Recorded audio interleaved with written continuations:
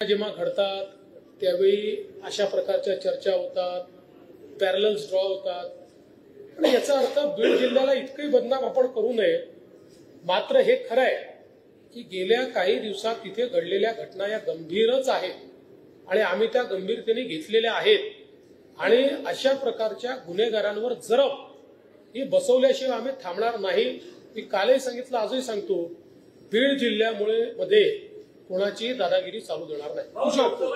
सगळ्यात मोठा प्लॅटफॉर्म देशातला हा महाराष्ट्रामध्ये आम्ही सुरू केलेला आहे, ज्याच्यावर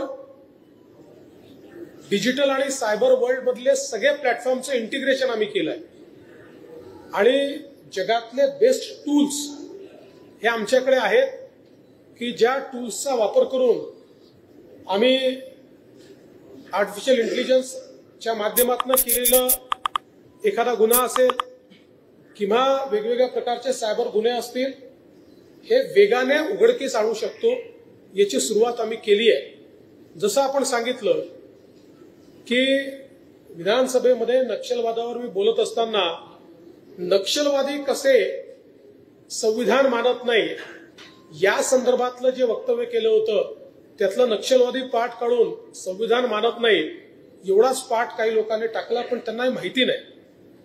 मी आज या निमित्ताने सगळ्यांना अवेअर करून देतो की आता अशा प्रकारे ज्यावेळेस आपण चुकीच्या पद्धतीनं एखादी गोष्ट एक्सवर टाकतो किंवा इंस्टाग्रामवर टाकतो किंवा फेसबुकवर टाकतो किंवा व्हॉट्सअपवर टाकतो, याचं 100% डिजिटल फुटप्रिंट आम्हाला शोधता येतं। 100%।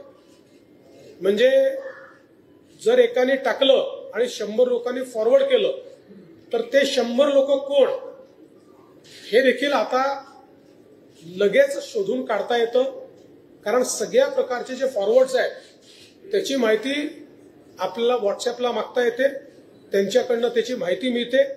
आणि म्हणून माझी तर सर्वांना हात जोडून विनंती आहे, कारण या गुन्ह्यामध्ये नुसता गुन्हा करणाराच गुन्हेगार नाही आहे, तर अशा प्रकारच्या खोट्या गोष्टी फॉरवर्ड करणारे आपल्याकडे अनेकांना समजते आलं की कर फॉरवर्ड, असं नाही आहे। तेही विचारपूर्वक केलं पाहिजे, कारण ते फॉरवर्ड केल्याबरोबर सहगुन्हेगार आपण होतो। अशा प्रकारच्या खोट्या गोष्टी या लोकांनी फॉरवर्ड करू नये अशा प्रकारची विनंती या निमित्ताने मी करतो।